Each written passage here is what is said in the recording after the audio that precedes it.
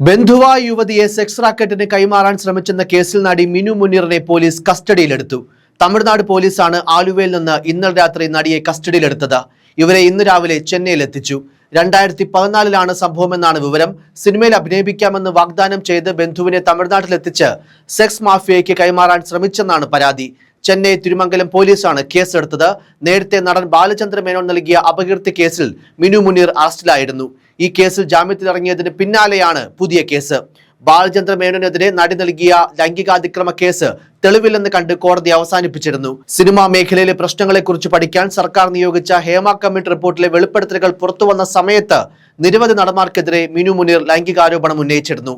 ബാലചന്ദ്ര മേനോനെ കൂടാതെ നടന്മാരായ Mukesh, Maniyanpilla Raju, Jayasurya, Idavela Babu, production controller Noble Vichu എന്നിവരും തന്നോട് മോശമായി പെരുമാറിയെന്നായിരുന്നു നടിയുടെ ആരോപണം. ബാലചന്ദ്ര മേനോനെ ഭീഷണിപ്പെടുത്തി പണം തട്ടാൻ ശ്രമിച്ച കേസിൽ മിനു മുനീറിന്റെ അഭിഭാഷകൻ കഴിഞ്ഞ ആഴ്ച അറസ്റ്റിലായിരുന്നു.